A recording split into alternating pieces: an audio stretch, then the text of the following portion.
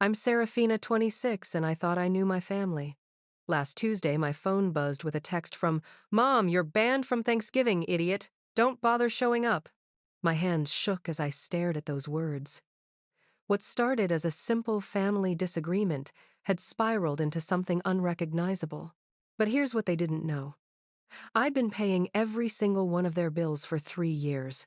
Electric, internet, car payments, even Mom's precious cable subscription. 87 missed calls later, they'd learn exactly what happens when you bite the hand that feeds you. Before we dive into how my perfect family facade crumbled, tell me where you're watching from. If you're ready for a wild ride of family betrayal and sweet justice, hit that like button and subscribe because this story gets absolutely insane. Trust me, you won't see the ending coming. The text came right after my morning yoga class. I was still in my leggings grabbing a green smoothie when my phone lit up with that devastating message. My first instinct was to call Mom immediately, thinking it had to be some horrible mistake, or maybe she'd been hacked. But when I dialed, she picked up on the first ring with venom I'd never heard before. Don't you dare call me, she hissed. After what you've done, you're dead to us. Mom, what are you talking about? What did I do? You know exactly what you did, Serafina. Playing innocent won't work this time. The line went dead. I stood there in the middle of Whole Foods, completely bewildered, drawing stares from other shoppers. My family had always been tight-knit. Sure, we had our moments like any family, but nothing that would warrant being banned from Thanksgiving. Nothing that would justify my mother calling me an idiot and telling me I was dead to them. I tried calling my dad next. Straight to voicemail. Then my older brother Marcus. Same thing. My younger sister Lily wouldn't even let it ring. Declined call after declined call. It was like they'd all coordinated this freeze-out, but I had absolutely no idea why. That's when I remembered something that made my blood run cold. 3 days earlier, I'd had lunch with my cousin Rachel, who'd been acting strangely distant. She'd asked weird questions about my job at the marketing firm, about how much money I made, about whether I was still playing the generous daughter. At the time, I'd brushed it off as Rachel being Rachel. She'd always been a bit jealous of my relationship with my parents. But now, pieces started clicking together in the most horrifying way possible. I drove straight to my parents' house, my heart pounding with each mile. The suburban street looked exactly the same as always. Perfectly manicured lawns, the same neighbors walking their dogs, the familiar red maple tree in front of Mom and Dad's Tudor-style home. But something felt different. Wrong. I rang the doorbell 3 times before Mom finally answered, and the look on her face was pure disgust. I told you not to come here. Mom, please. I don't understand what's happening. Just tell me what I supposedly did wrong. She stepped onto the porch, pulling the door shut behind her as if I might contaminate the house. Rachel told us everything, Serafina. About how you've been talking behind our backs, calling us freeloaders. About how you resent helping us financially and think we're pathetic. My jaw dropped. That's not true. I never said anything like that to Rachel. She played us the recording, sweetheart. Your own voice, clear as day, laughing about how stupid we are for depending on you. Talking about cutting us off and watching us struggle. The world tilted sideways. What recording, Mom? I swear, on everything, I've never said those things, but she was already backing toward the door. Save it for someone who believes your lies. We know exactly who you really are now. As I drove home, my mind was racing. Rachel had apparently fabricated some recording of me insulting my family, but why? What did she gain from destroying my relationship with my parents? And then it hit me like a freight train. 2 months ago, my grandmother had passed away, leaving behind a substantial inheritance. The will reading was next week, and Rachel had always assumed she'd be getting the bulk of Grandma's estate since she'd been the one living closest and visiting most often. But Grandma had always had a soft spot for me, always. Said I reminded her of herself at my age. Independent, driven, but still family-focused. Rachel wasn't just jealous of my relationship with my parents.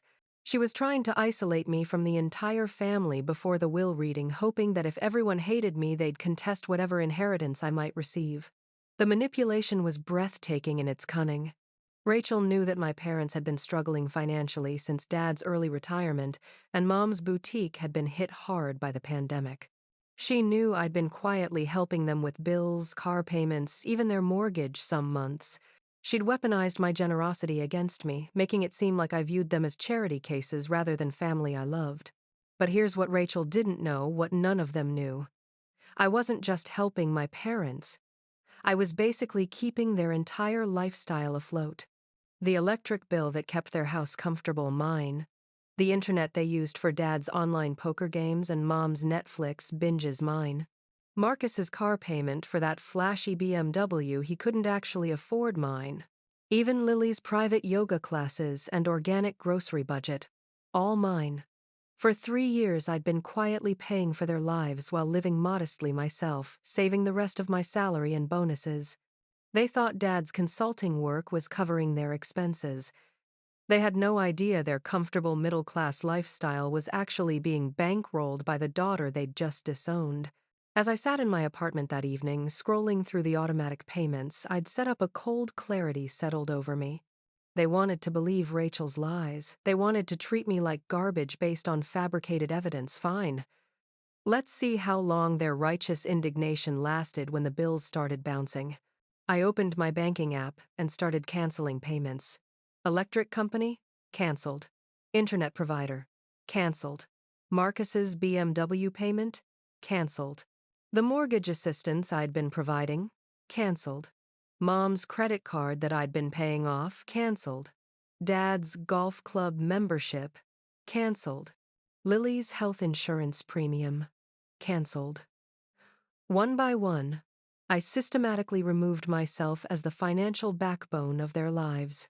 My phone was buzzing with text after text from Rachel, probably trying to do more damage, but I blocked her number. They wanted me out of the family. They were about to learn that family loyalty was a two-way street, and I'd been carrying far more than my share of the load. The first 24 hours after cutting off their financial lifeline were eerily quiet. I went to work as usual, attended my Wednesday evening book club, even went on a coffee date with my colleague James, who'd been asking me out for months.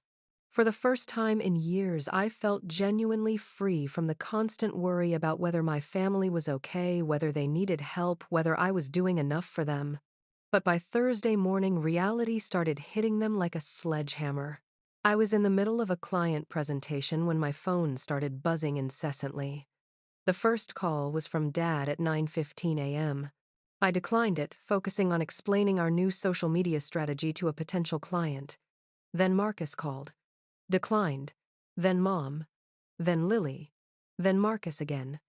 During my lunch break, I finally listened to the voicemails they'd left, and the progression was fascinating to witness.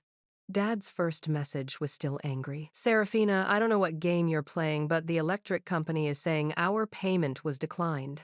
Fix whatever mistake you made with the automatic payment.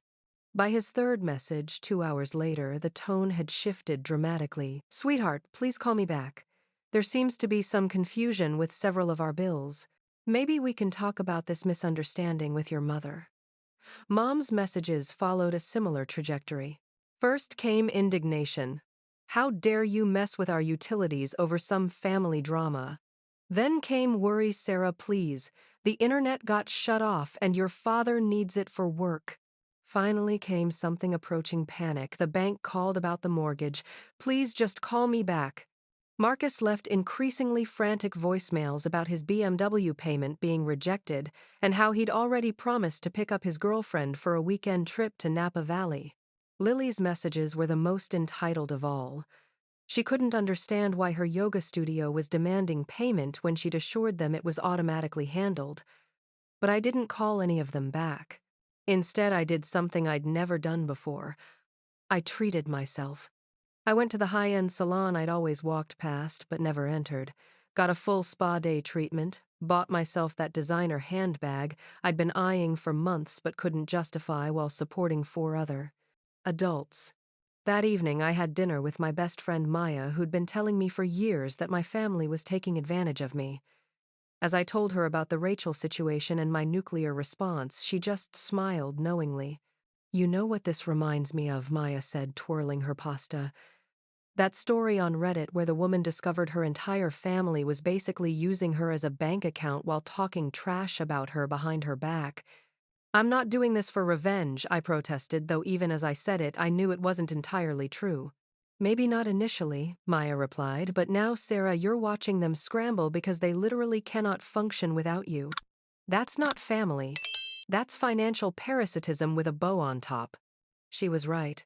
As my phone continued buzzing throughout dinner, 43 missed calls by that point, I realized that none of them had even asked how I was doing, whether I was okay, or if we could work through whatever had gone wrong. It was all about money, about their immediate needs, about their panic at losing their safety net. Friday morning brought a new development. Rachel showed up at my office. She strutted into our reception area, wearing that smug smile I'd grown to hate, asking to speak with me privately. Against my better judgment, I agreed to meet her in the conference room, mostly because I was curious about how she'd play this. Sarah, she began, her voice dripping with fake concern, I think there's been a misunderstanding. Your parents are really upset about some payment issues, and I feel terrible that our little conversation somehow got blown out of proportion. I leaned back in my chair, studying her face. What conversation would that be, Rachel? You know, when you were venting about feeling taken advantage of by the family? I should never have mentioned it to your parents. I was just worried about you, about how stressed you seemed. The audacity was breathtaking.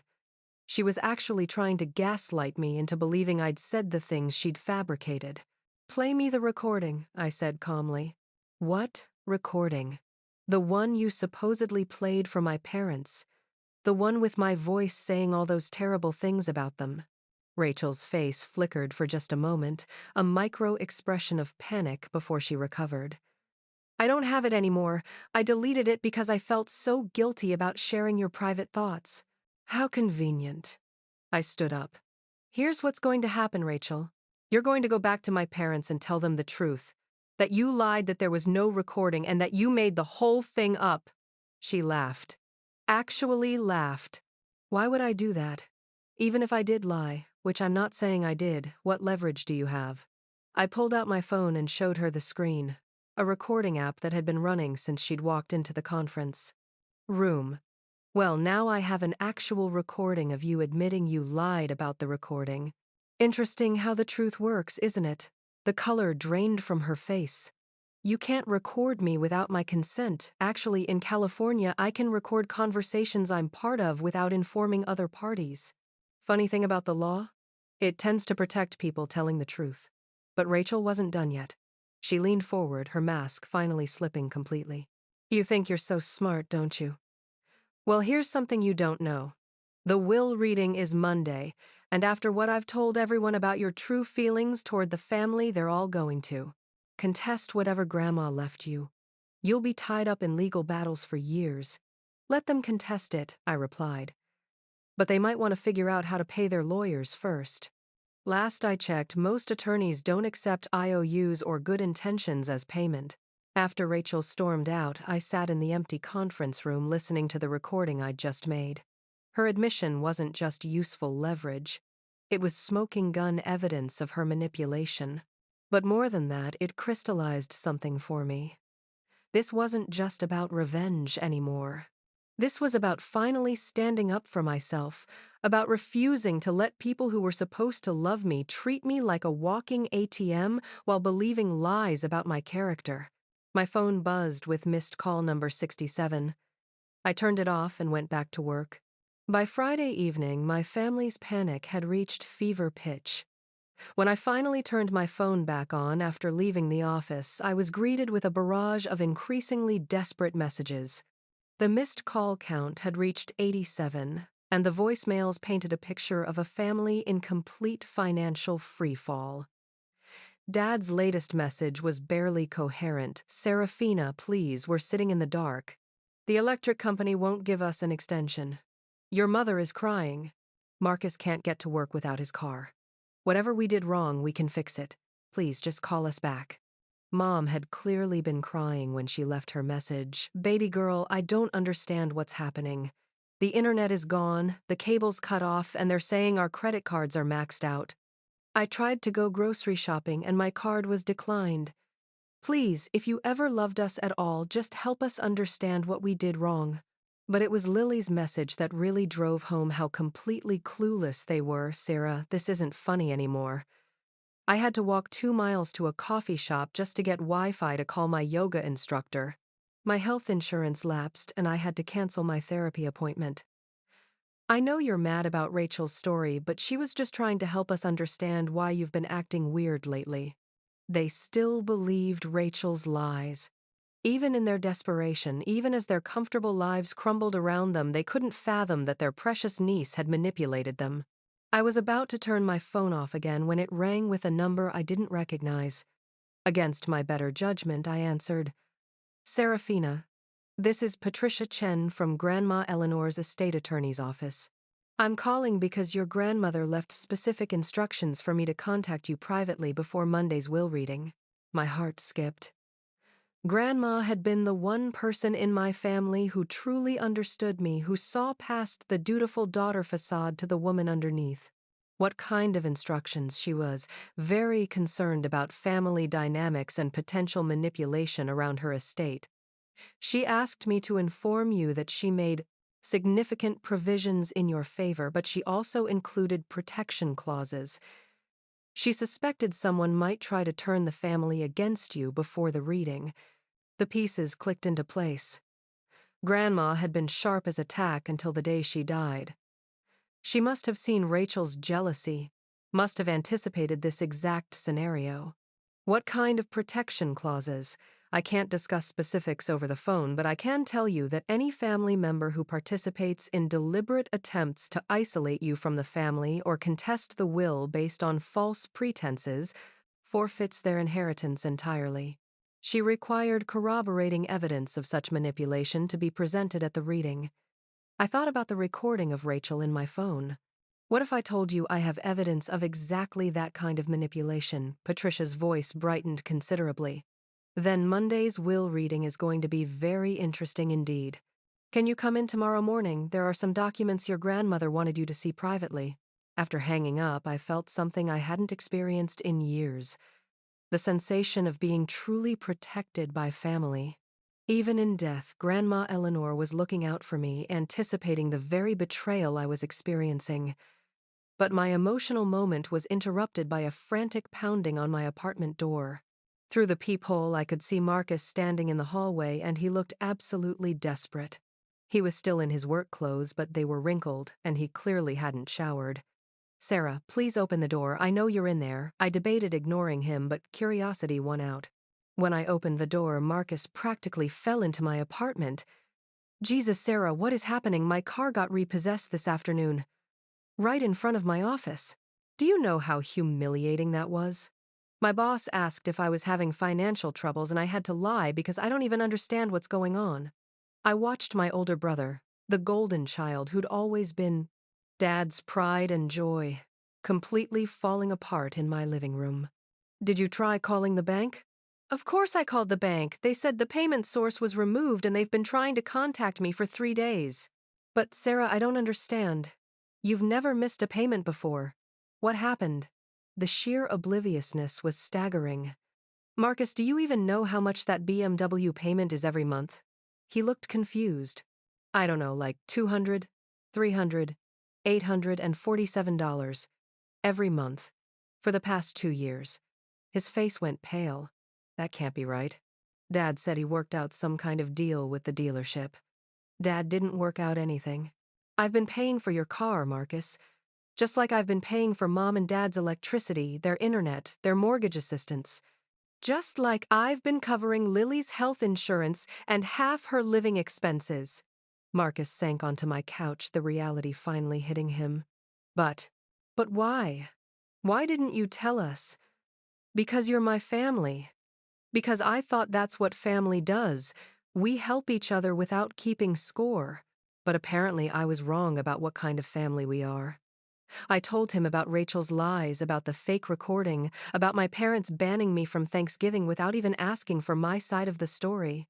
With each detail, Marcus looked more and more sick. Sarah, I swear I didn't know about any of this. When Mom told us about Rachel's recording, we were all just so shocked. It didn't sound like you, but Rachel was so convincing and she had all these details about conversations you'd supposedly had with her, and none of you thought to ask me directly? Marcus ran his hands through his hair. We should have. God, we're such idiots. But Sarah, if you cut off all the payments, Mom and Dad are going to lose the house. They can't afford the mortgage on Dad's consultant income alone. What consultant income? I asked quietly. The look on Marcus's face told me everything I needed to know. There was no consulting work. Dad had been pretending to have income while I unknowingly funded their entire lifestyle. How long has Dad been unemployed, Marcus? Since the Ford plant closed. That was almost 3 years ago. 3 years! For 3 years, I'd been supporting a family who let me believe they were financially stable while they lived off my generosity. And when someone spread lies about me, they didn't hesitate to believe the worst, because it was easier than facing the truth about their situation.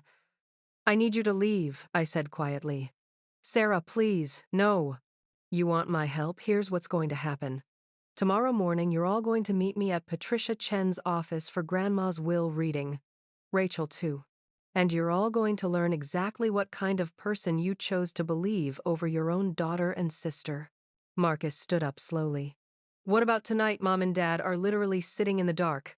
I walked to the door and opened it. Then maybe they should have thought about that before believing lies about the person keeping their lights on. As I closed the door behind Marcus, I could hear him crying in the hallway. For the first time in my adult life, I felt no guilt about a family member's tears. They wanted to see who I really was Monday. They'd get their chance. Saturday morning at Patricia Chen's law office was like stepping into a war zone. The entire family had gathered in the mahogany-paneled conference room, but the atmosphere was thick with tension and unspoken accusations. Mom sat rigidly beside Dad, both of them looking haggard after spending Friday night without electricity. Marcus kept fidgeting with his phone, probably trying to figure out alternative transportation. Lily had dark circles under her eyes from sleeping on a friend's couch. And then there was Rachel sitting smugly at the far end of the table as if she belonged there, as if she hadn't orchestrated this entire disaster. Patricia entered with a thick folder and a small digital recorder.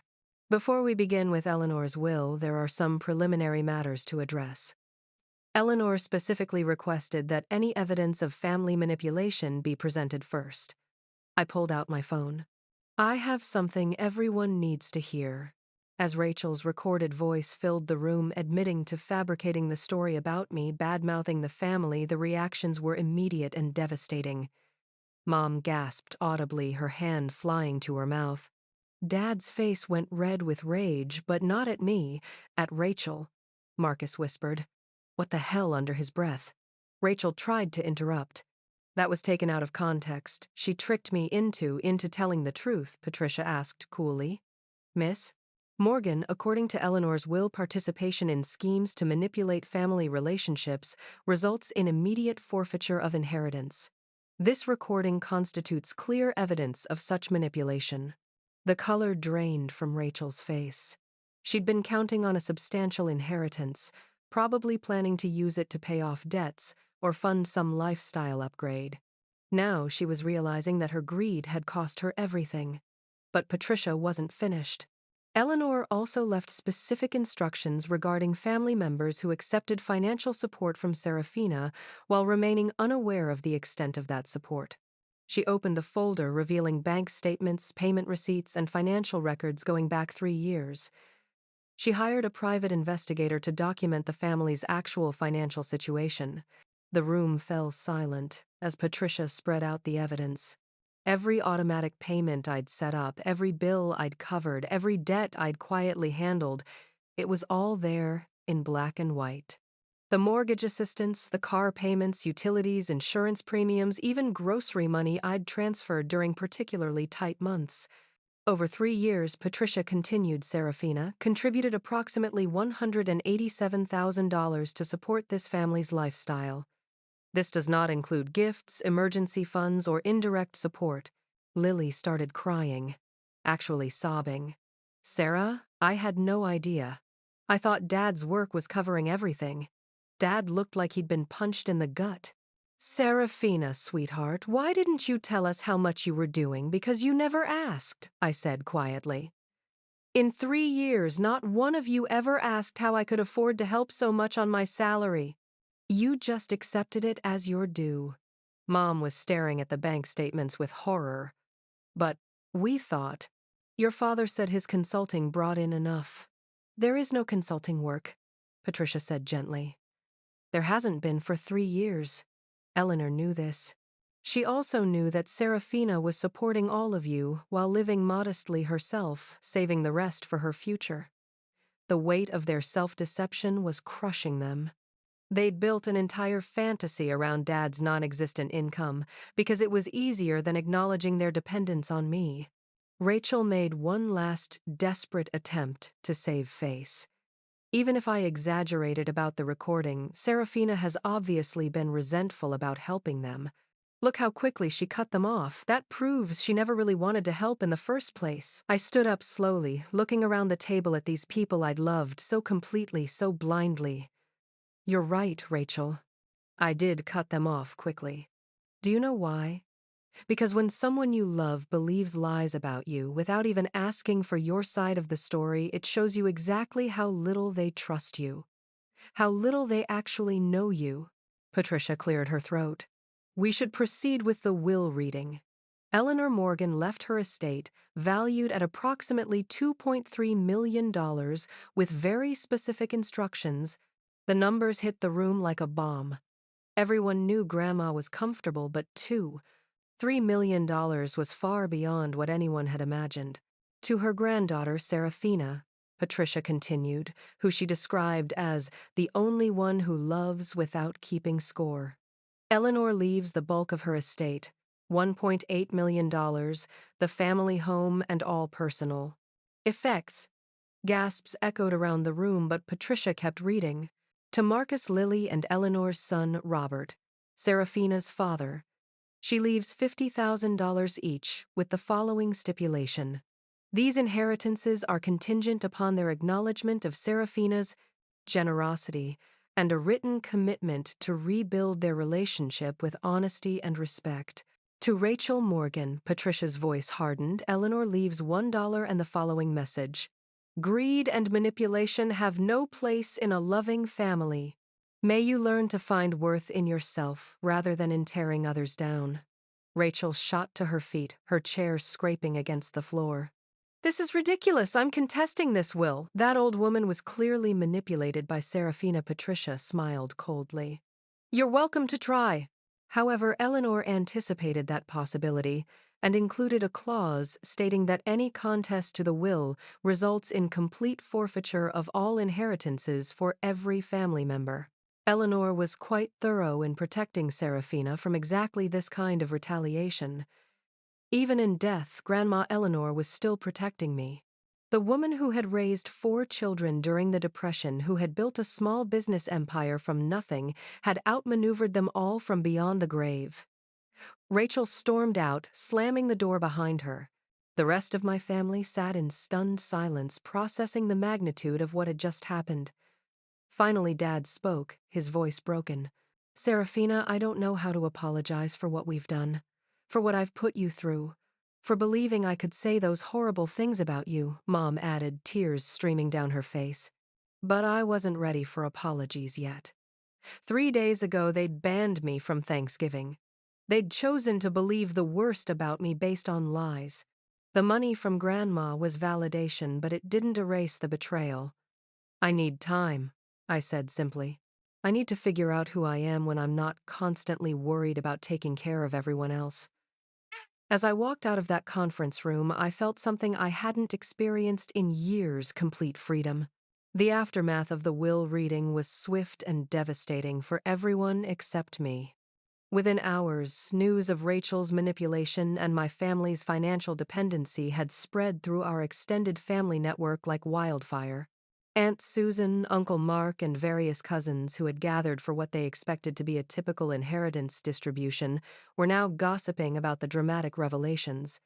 Rachel's reputation was destroyed overnight. The recording of her confession had somehow found its way to social media. Not through me, but through one of my cousins who'd been documenting the family drama on TikTok. By Sunday evening, Rachel was internet famous for all the wrong reasons her lies and manipulation exposed for thousands of strangers to judge. Meanwhile, my immediate family was experiencing the full consequences of their dependence on my financial support. Without my safety net, their carefully constructed middle-class lifestyle crumbled like a house of cards in a hurricane. Dad had to swallow his pride and apply for unemployment benefits he should have claimed 3 years ago. The paperwork revealed the extent of his deception, not just to me, but to Mom and my siblings. Mom discovered that their savings account, which she thought contained their emergency fund, had been empty for 2 years. Everything she believed about their financial security had been a lie built on my unknowing generosity. Marcus was forced to take public transportation to work, a humiliation that seemed to cut him deeper than losing the BMW itself. His girlfriend, the one he'd promised to take to Napa Valley, broke up with him via text after learning he'd been essentially living off his sister's charity while pretending to be financially independent. Lily had to move in with friends and pick up extra shifts at the coffee shop where she worked part-time, finally confronting the reality that her yoga instructor lifestyle wasn't sustainable on her actual income. Her social media posts shifted from serene meditation quotes to increasingly desperate job hunting updates. But perhaps the most devastating consequence was watching Mom process the truth about their situation. She'd spent 3 years believing that Dad's consulting work was providing for their family, that they were financially stable, empty nesters enjoying a comfortable retirement. Learning that her husband had been lying to her, that they'd been living off their daughter's charity, and that she'd responded to this generosity by believing horrible lies about me, it broke something fundamental in the stay. Her worldview. She called me Sunday night, her voice hollow with exhaustion. Sarah, I keep trying to understand how we got here. How I failed you so completely as a mother. Mom, no, let me finish. I raised you to be independent, strong, generous, and when you became all of those things, when you quietly took care of us without asking for recognition or gratitude, I was so comfortable with it that I never questioned where the money was coming from. I just accepted it. The pain in her voice was real, but I wasn't ready to offer comfort yet. You did more than accept it, Mom. When Rachel told you I was calling you freeloaders, you believed her immediately. You didn't even hesitate. Because deep down I was terrified it might be true, she whispered. I was so ashamed that we needed your help, so desperate to believe your father when he said his work was covering our expenses, that when Rachel said you resented us, it felt like confirmation of my worst fears. That conversation revealed something crucial about family dynamics I'd never understood before. My parents hadn't just been taking advantage of my generosity. They'd been living in denial about their own situation, using my support as a way to avoid confronting Dad's unemployment and their mounting financial later problems. Their shame had made them vulnerable to Rachel's manipulation because the lies she told confirmed their secret fears about being a burden. It was easier to believe I resented them than to face the reality of their dependence. By Monday, the practical consequences were becoming impossible to ignore. The utility companies wouldn't accept promises or partial payments. The bank was sending foreclosure warnings. Marcus's apartment management company was demanding proof of income for lease renewal. Lily's student loan payments were overdue. They needed help desperately. But for the first time in my adult life, their financial crisis wasn't automatically my problem to solve. Instead, I was dealing with my own life changes. Patricia Chen had efficiently transferred Grandma's inheritance, and suddenly, I went from secretly supporting 4 adults on my marketing salary to being genuinely wealthy. The family home in Pacific Heights alone was worth over $1 million. The investment accounts properly managed would generate more passive income than my current salary. I could quit my job tomorrow and travel the world. I could start the nonprofit I'd always dreamed about. I could buy my own house, the perfect little craftsman bungalow I'd been admiring but could never afford while supporting my family. The freedom was intoxicating and terrifying in equal measure. Wednesday brought an unexpected visitor to my apartment. Maya found me on my couch, surrounded by financial documents and real estate listings, looking completely overwhelmed. Okay, talk to me, she said, settling in with 2 cups of coffee. You've got wealthy person having an existential crisis written all over your face. Is it weird that I feel guilty about having my own money to spend? I asked.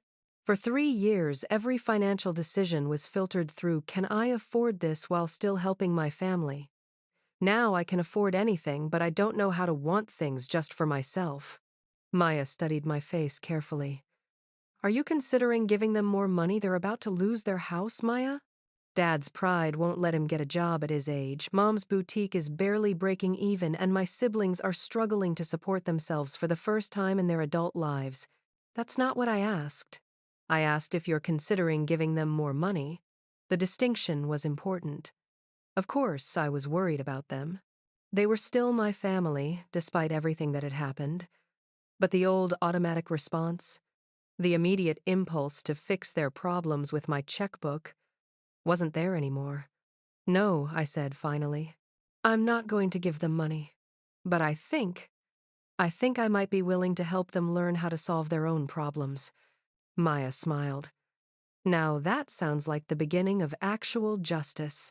3 months after Thanksgiving, the Thanksgiving I wasn't banned from but chose not to attend, I sat in Grandma Eleanor's kitchen, now my kitchen, preparing dinner for a very different kind of family gathering. Maya was arranging flowers she'd brought from her garden.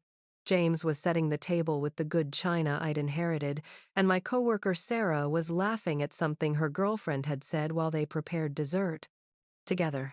These were the people who had supported me through the family crisis, who had celebrated my inheritance without asking what was in it for them, who had helped me learn how to live for myself instead of constantly managing other people's lives.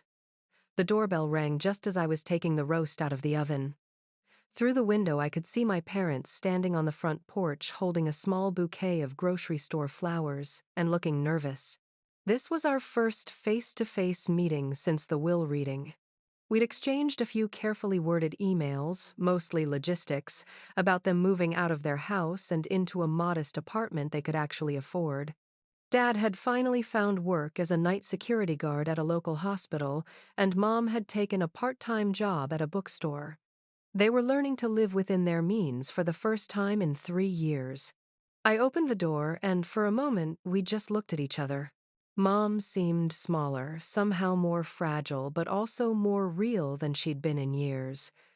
Dad's shoulders weren't set in that artificial confidence that had masked his shame about being unemployed. "Hi, Mom," said softly. "Thank you for agreeing to see us."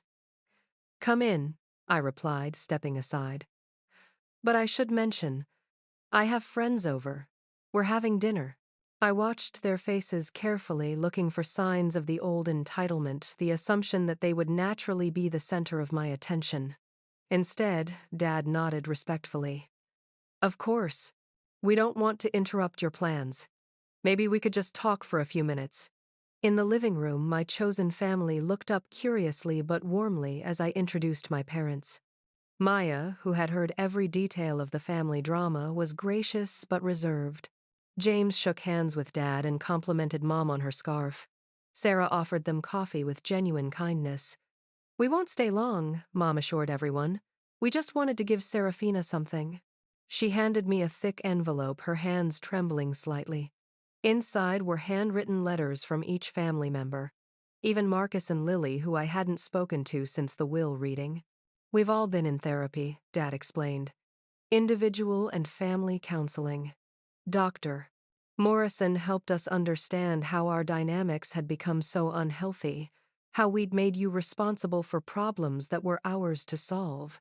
Mom's letter was 12 pages long, detailing not just her apologies but her recognition of how my generosity had enabled their denial about their real situation. "I realized I never taught you that it was okay to say no to us," she'd written. "I never showed you that love doesn't require constant sacrifice." Dad's letter focused on his shame about unemployment and how he'd let that shame drive him to lie to everyone, including himself. "I stole 3 years of your young adult life by making you responsible for choices I was too proud to face," he'd written. Marcus had written about his awakening to his own entitlement, how he'd assumed his lifestyle was sustainable without ever questioning the mathematics. Lily's letter was the shortest but perhaps most insightful. I never learned to take care of myself because you always took care of me. That wasn't fair to either of us. Doctor. Morrison says recovery from this kind of family dysfunction takes time, Mom said carefully. We're not asking you to forgive us or trust us again right away. We just wanted you to know that we're doing the work to become people worthy of your love. I looked around my living room at these two groups of people who represented such different chapters of my life. My chosen family, who had supported me through crisis without asking for anything in return. My birth family, who were finally learning to take responsibility for their own choices.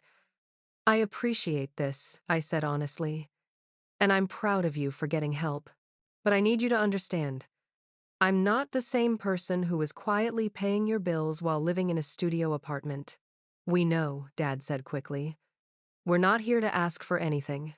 We miss you. We miss knowing how you're doing, being part of your life. James, who had been listening quietly, spoke up. Sarah's been amazing at hosting dinner parties. She's discovered she actually loves entertaining when it's not stressful, and she joined a hiking group, Maya added. She climbed Mount Tamalpais last weekend just because she wanted to. I saw my parents processing this information. Their daughter having a social life they knew nothing about, pursuing interests they'd never bothered to ask about. For years, our relationship had revolved around their needs, their crises, their dependence on me. They were meeting the real me for the first time. Would it be okay, Mom asked hesitantly, if we sent you updates sometimes? Not asking for anything, just letting you know how we're doing. I'd like that, I said, and meant it. After they left, my chosen family gathered around the dinner table in the dining room where Grandma Eleanor had hosted countless Sunday meals.